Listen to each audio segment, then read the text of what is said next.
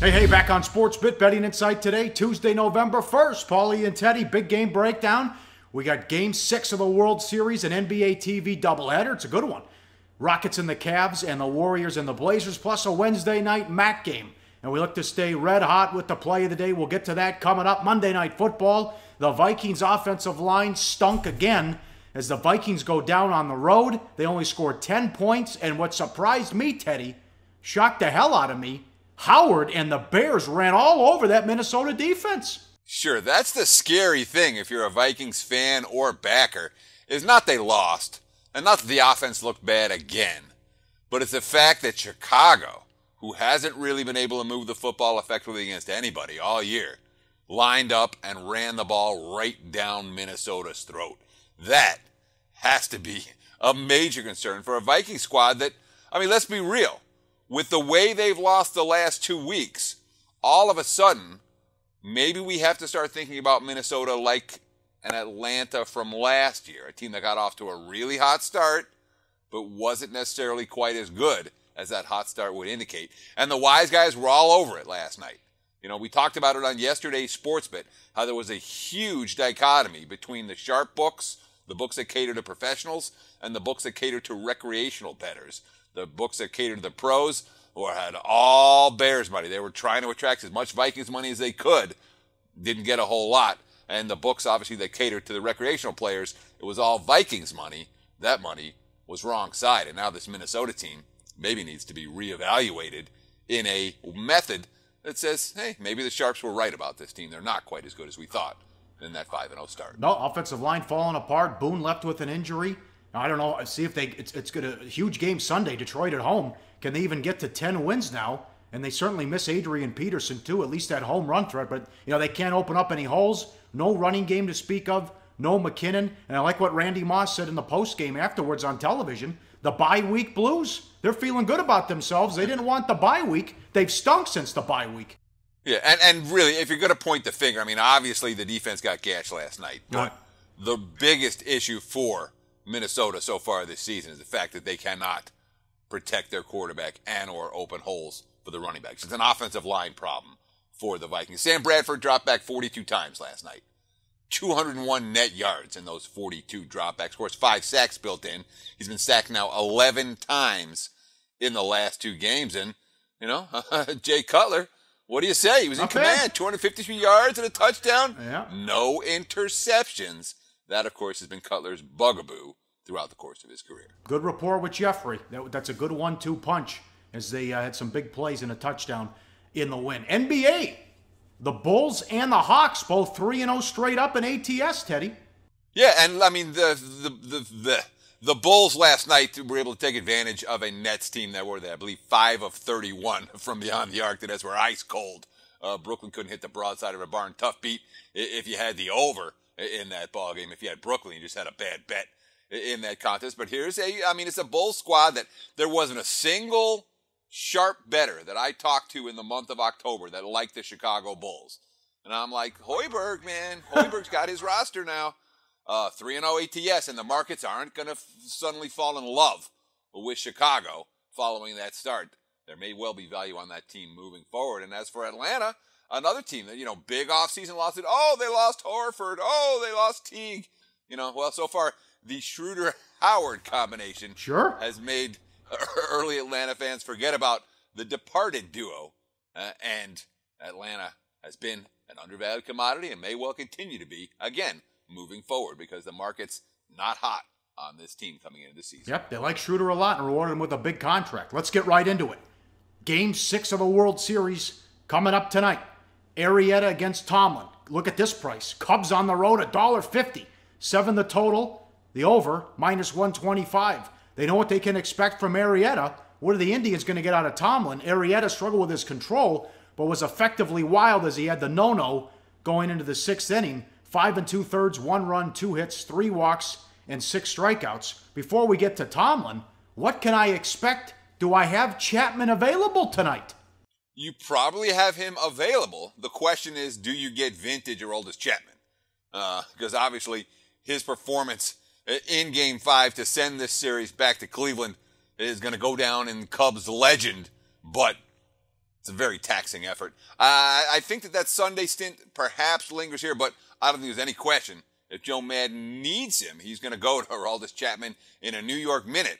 Whether Chapman's going to be effective or not is another question entirely. Yep, Tomlin came up huge on the biggest stage in Game 3 on the road, and he's just playing toss with Perez. It was that easy, and pitching in the World Series is child's play for him, considering what's going on with the family and the personal life. Oh, yeah. I mean, Jerry Tomlin nearly died 2 months ago from a circulatory malformation that's left him paralyzed from the chest down. He spent 2 months in the Baylor Rehab Institute in Dallas before being released on Josh's birthday, which, happened to be the day the Indians clinched the pennant. Tomlin's quote, "I knew where he was and what this meant to him and me and my mom, so it was pretty special. One of the most emotional starts I've had in my career. If the game was speeding up to me just to find that sense of calm there, what he's gone through, that's nothing to what we're going through right now. To be able to find him, see him in the stands, kind of calm me down, just let me go out there and settle into the game, try to go out there and do the best that I could for him." Yeah, Tomlin pitched his balls off last time out. Doing it this time? Well, he's got to come back on 3 days rest. But he did only throw 58 pitches on Friday.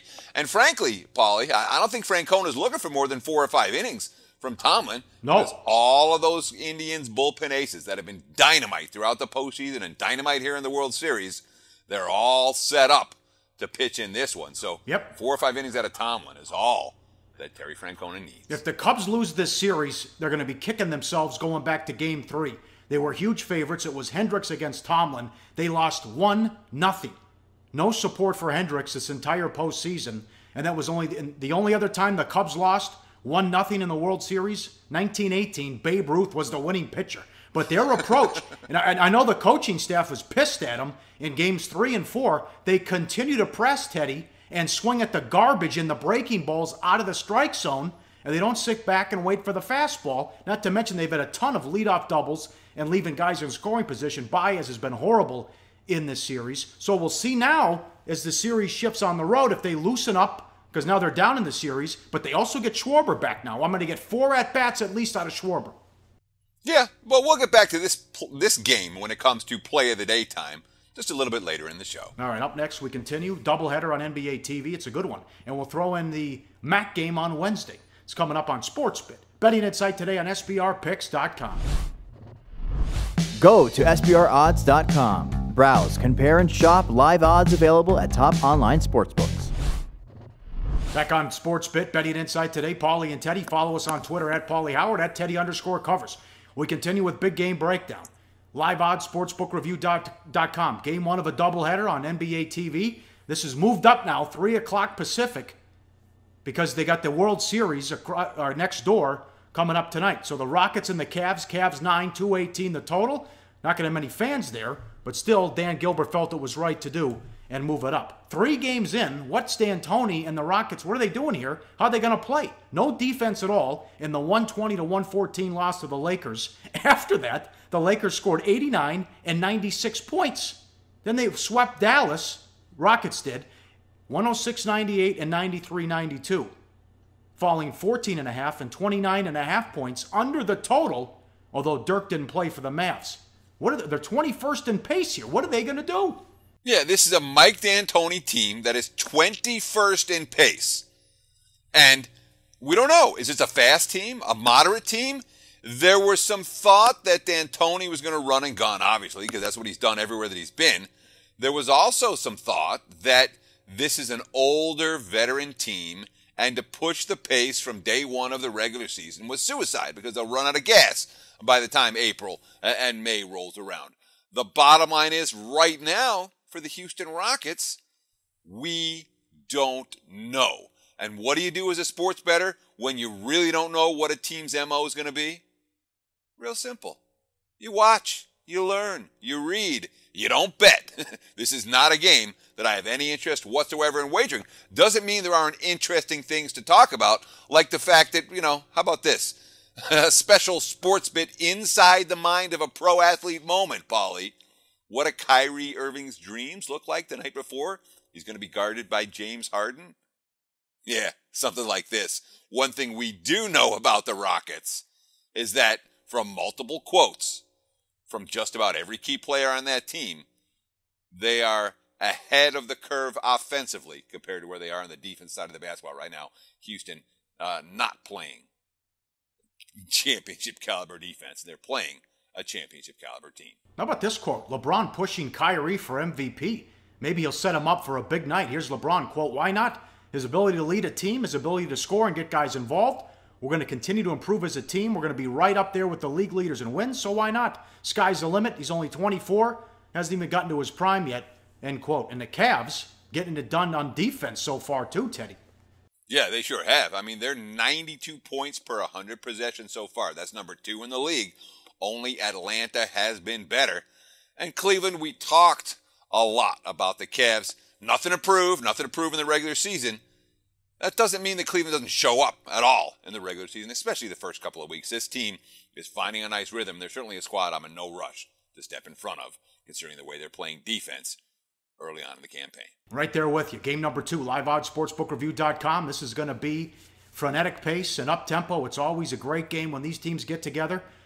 The Warriors on the road to take on the Blazers. Golden State 5-2, 28 the total. Portland not intimidated. They were right there with them in the second round of that playoff series. Remember, the first game after the break last year, they beat them 137-105. And remember that when Curry came back late in that series last year, Golden State won in 5, but they won by 12, lost another game in overtime, and Game 5 was 125-121, Teddy. Yeah, they were right in it. And I mean, it's a Warriors team that's come out of the gate 0-3 ATS. All right. And you were telling me coming to the campaign, oh, they're going to be better. They're not better. There were a lot of new pieces in Golden State. That was a team that had basically been together untouched for the previous 3 seasons. That doesn't happen in the NBA. It's going to take some time for the Warriors. And they're going to be a problem for the betting markets all season. You know, the defense. This is a team that lived on defense last year, lived on defense the year before, at the top of the NBA in both offensive and defensive stats. How about this? Number 27 in defense so far. Number 27 in rebounding so far. They're allowing 108 points per 100 possessions. They're only getting 45.2% of available rebounds. You know, it's a Warriors team that I can't lay 5 with this squad right now. And Lillard has owned Golden State. You know, he's averaging, 35 points a game. You want to talk about who wants to get an MVP this year. You know, Damian Lillard playing for an MVP award. 35 points, 8 rebounds, 5.3 assists so far. And he's going to be aggressive. He's been too strong for Curry and too quick for Thompson. He has had some monster games against this Golden State lineup. All right, last game. Football now. Wednesday, ESPN2. Toledo at Akron. Toledo's 6-2. Akron's 5-4. Toledo's 9 on the road, 71 the total.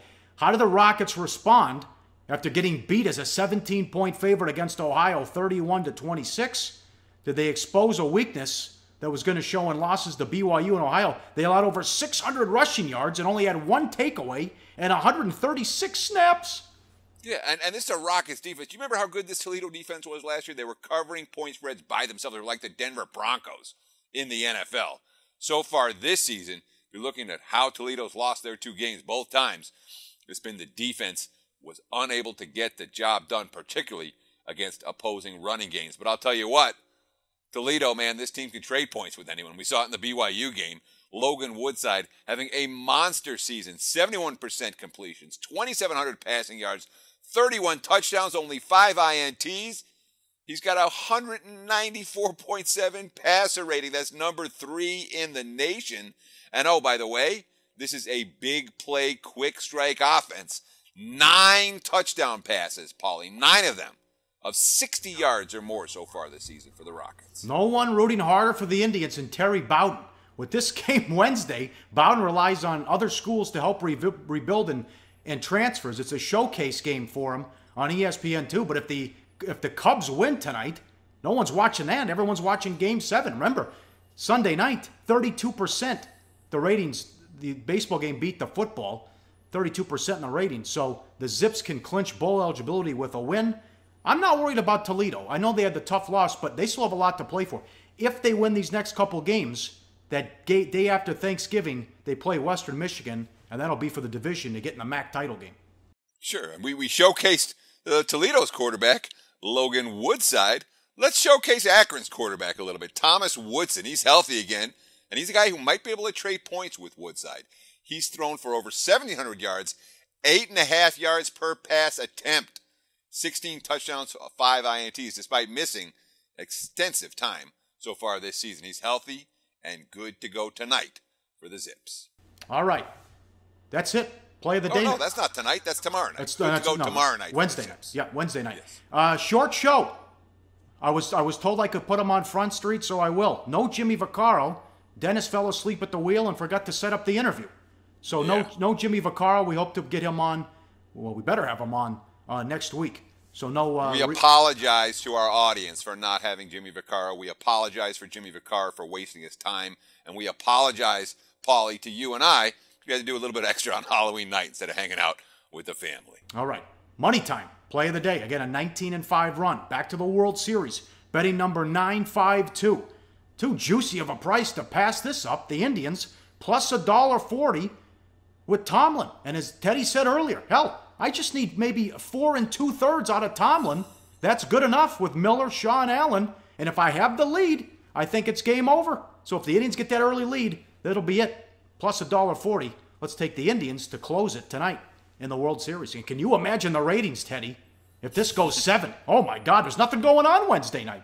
Sure, baseball is really rooting for a Game 7, although I'm sure they'll get tremendous ratings for Game 6 tonight as well. If MLB's beating Sunday Night Football, which hasn't happened in half a decade, obviously the fact the Cubs are in the World Series is making a difference. And nothing against you Cleveland fans, but you don't draw the same way the Chicago Cubs draw when it comes to a mainstream audience. All right, we'll recap everything on Wednesday.